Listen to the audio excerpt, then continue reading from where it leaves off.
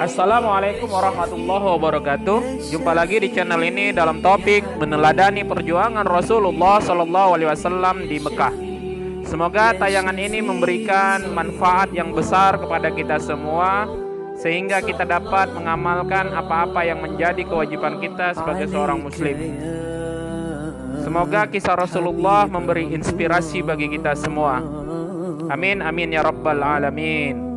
Nabi Muhammad Shallallahu Alaihi Wasallam lahir pada hari Senin tanggal 12 Rabiul Awal tahun Gajah. Ia berasal dari kalangan bangsawan Quraisy dari Bani Hashim. Ayahnya bernama Abdullah dan ibunya bernama Siti Aminah. Ketika itu, Abdul Muthalib memberi nama Muhammad kepada cucunya. Nama tersebut terasa aneh bagi mereka yang hadir.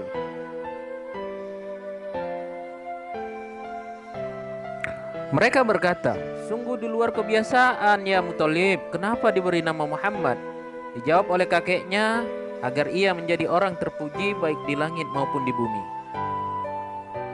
Ketika ia masih 3 bulan dalam kandungan, ayahnya meninggal dunia saat pergi berniaga ke Yasrib. Dan ibunya Aminah wafat di Abwa setelah melahirkannya. Dan kakeknya Abdul Muthalib mengasuhnya selama 2 tahun. Kemudian kakeknya meninggal dunia dan ia diasuh oleh pamannya Abu Thalib.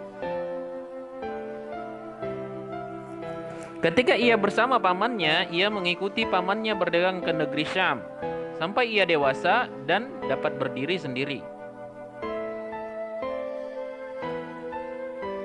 Dalam perjalanan ke Syam, dia bertemu dengan pendeta Kristen bernama Buhairah.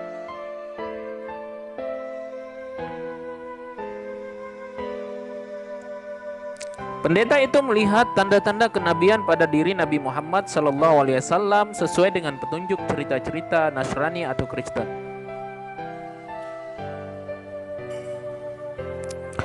Pendeta itu menasihati Abu Thalib agar jangan terlalu jauh memasuki Syria. Dikhawatirkan orang-orang Yahudi berbuat jahat terhadapnya. Selain berdagang dengan pamannya, ia melakukan kerjasama dagang dengan Siti Khadijah, seorang janda kaya.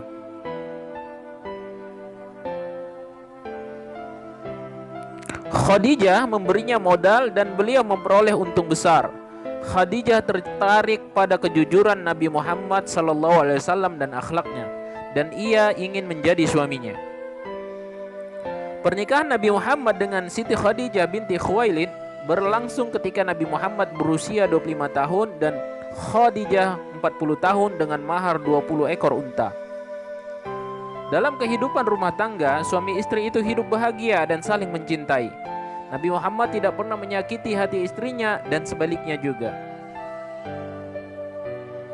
Harta kekayaan istrinya itu memberi kesempatan pada Nabi Muhammad membantu orang-orang miskin dan orang-orang yang tertindas serta memerdekakan budak-budak. Dalam usia 35 tahun, Nabi Muhammad telah memperlihatkan kualitasnya sebagai seorang pemimpin.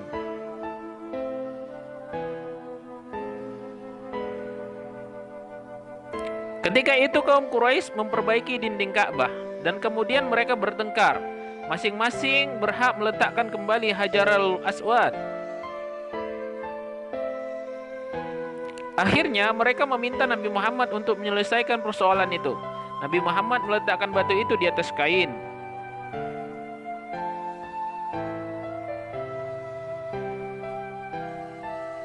Dan meminta para wakil kabilah memegang ujungnya, kemudian mengangkatnya bersama-sama.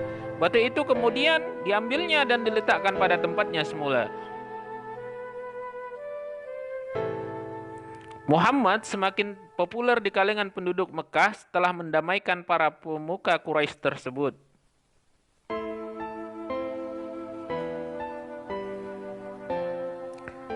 Nabi Muhammad digelar sebagai seorang Al-Amin, telah mendapatkan kepercayaan penuh dari pemimpin Quraisy untuk menyelesaikan persoalan yang terjadi di antara mereka.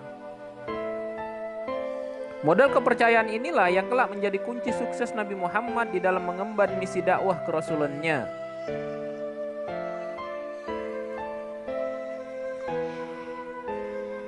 Menjelang usia 40 tahun, selama 1 bulan dalam setiap tahun, Nabi Muhammad mengasingkan diri ke Gua Hira untuk merenungi alam dan ciptaannya.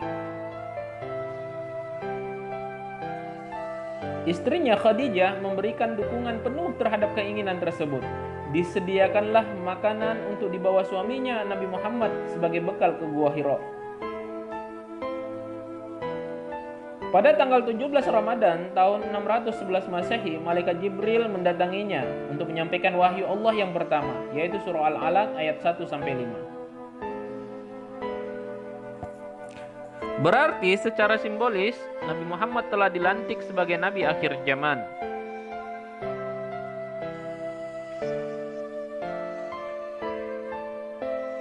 Nabi Muhammad menceritakan peristiwa itu kepada Khadijah. Rasulullah di bawah Khadijah menghadap seorang pendeta bernama Waraqah bin Naufal. Setelah menceritakan pengalamannya itu, Waraqah berkata, "Inilah malaikat yang diturunkan Allah Subhanahu wa taala pada nabi-nabi sebelummu." Setelah wahyu pertama datang, terputuslah wahyu selama lebih kurang 2 tahun.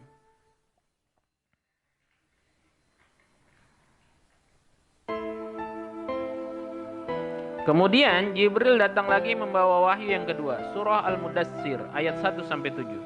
Dan Nabi mulai wajib menyampaikan dakwah.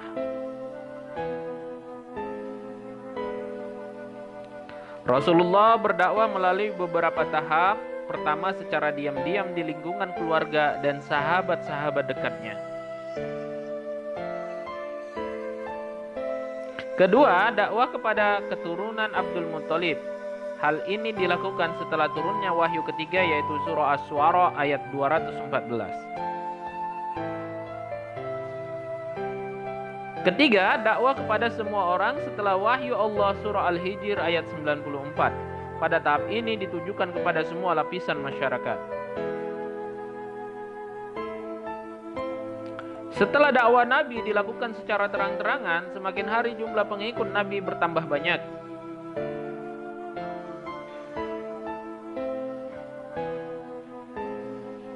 Dan pemimpin Quraisy mulai berusaha menghalangi dakwah Rasul tersebut. Bahkan semakin keras ujian dan tantangan yang dilancarkan mereka. Bahkan Rasulullah pernah ditawari harta, tahta, dan wanita, asalkan Rasulullah menghentikan dakwahnya.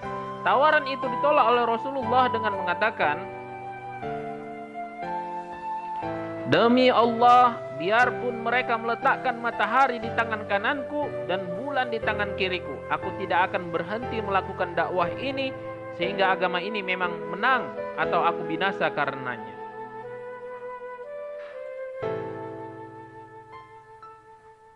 Karena gagal dengan cara membujuk, para pemimpin Quraisy melakukan tindakan kekerasan lebih intensif dari sebelumnya.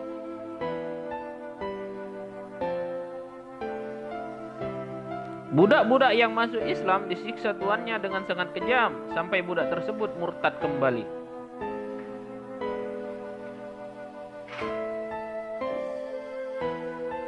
Untuk menghindarkan kaum muslimin dari tindakan kekerasan ini, Nabi memerintahkan mereka hijrah ke Habasyah atau Ethiopia.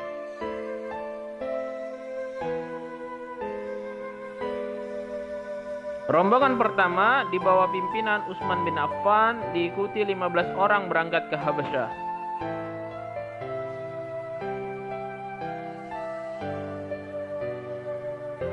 Rombongan kedua dipimpin Ja'far bin Abi Thalib diikuti 81 orang. Mereka diterima Raja Ethiopia, Raja Negus.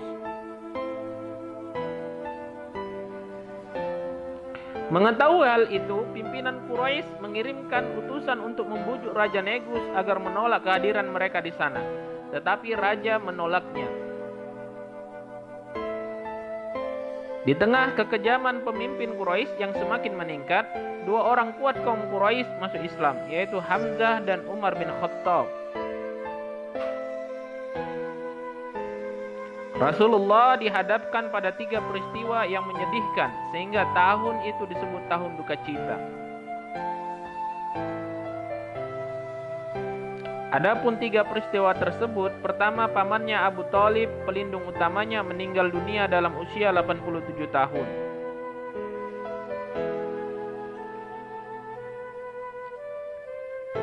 Kedua, 3 hari setelah itu meninggal dunia pula istrinya Khadijah dalam usia 65 tahun.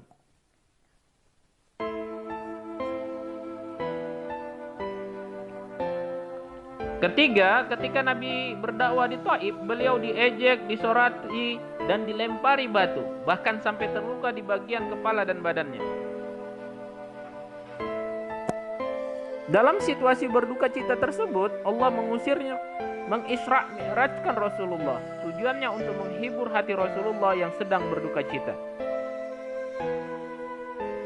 Ternyata setelah peristiwa Isra Mi'raj, muncul perkembangan besar bagi dakwah Islam. Sejumlah penduduk Yasrib, yaitu suku Aus dan Kharaj, masuk Islam. Penduduk Yasrib meminta kepada Nabi agar berkenan pindah ke Yasrib. Mereka berjanji akan membela Nabi dari segala ancaman. Nabi menyetujui usulan tersebut. Kaum Quraisy mengetahui adanya perjanjian antara Nabi dan orang-orang Yasrib itu, mereka semakin gila melancarkan intimidasi kepada kaum muslimin. Nabi memerintahkan para sahabatnya hijrah ke Yasrib dalam waktu 2 bulan. Kurang lebih 150 orang kaum muslimin telah meninggalkan kota Mekah. Hanya Ali dan Abu Bakar yang tinggal bersama Nabi di Mekah. Keduanya menemani dan membela Nabi sampai Nabi hijrah ke Yasrib.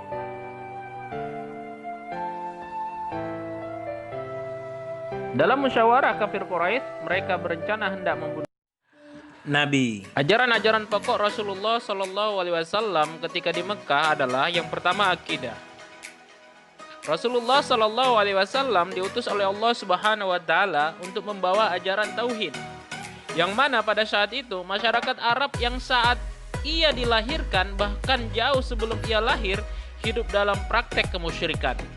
Jadi Nabi Muhammad Shallallahu Alaihi Wasallam diutus untuk mengajarkan akidah kepada kaum kafir Quraisy. Yang kedua, Nabi Muhammad mengajarkan akhlak yang mulia. Selain mengajarkan akidah, Nabi Muhammad SAW mengajarkan akhlak yang baik kepada para sahabatnya. Dalam hal ini beliau tampil sebagai teladan yang baik. Keteladanan Nabi Muhammad juga diwujudkan dengan menganjurkan agar menjaga kebersihan pakaian, lingkungan, dan lain sebagainya. Jadi, sobat semanise yang dirahmati Allah Subhanahu wa Ta'ala, dapat kita simpulkan strategi apa yang dipakai oleh Rasulullah Sallallahu Alaihi Wasallam ketika berdakwah pertama kali di kota Mekah. Yang pertama, beliau memakai metode dakwah secara rahasia atau diam-diam atau dakwah bil sir. Hal ini beliau lakukan agar tidak menimbulkan keresahan dan kekacauan di kalangan masyarakat Quraisy. Jadi Rasulullah Shallallahu Alaihi Wasallam memulai dakwanya secara sembunyi-sembunyi. Hal tersebut dilakukan mengingat kerasnya watak suku Quraisy dan keteguhan mereka berpegang pada keyakinan dan penyembahan berhala. Yang kedua, Rasulullah memakai dakwah secara terang-terangan atau dakwah bil jahar. Dakwah secara terang-terangan dimulai oleh Rasul ketika menyeru kepada orang-orang Mekah. Ia berdiri di atas sebuah bukit dan berteriak dengan suara lantang, "Wahai orang Mekah, apakah kalian percaya kalau seandainya saya mengatakan di balik gunung itu terdapat musuh yang akan menyerang?"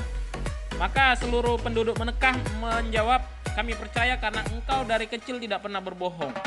Maka Rasul saat itu mengatakan, "Aku adalah utusan Allah, sembahlah Allah karena Allah adalah Tuhan sekalian alam." Itulah awal mula Rasulullah berdakwah secara terang-terangan. Yang ketiga, mengajak Hamzah dan Umar bin Khattab masuk Islam, sehingga kekuatan umat Islam semakin kuat. Selanjutnya, hijrah ke Habsyi atau Ethiopia. Selanjutnya, mengadakan perjanjian Aqabah. Dan yang terakhir adalah hijrah ke Madinah.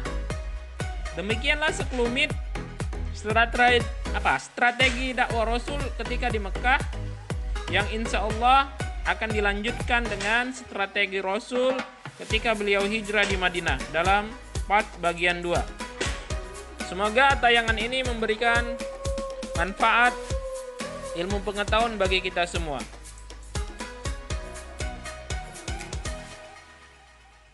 Dan hanya kepada Allah lah kita memohon ampun dan memohon ridhonya.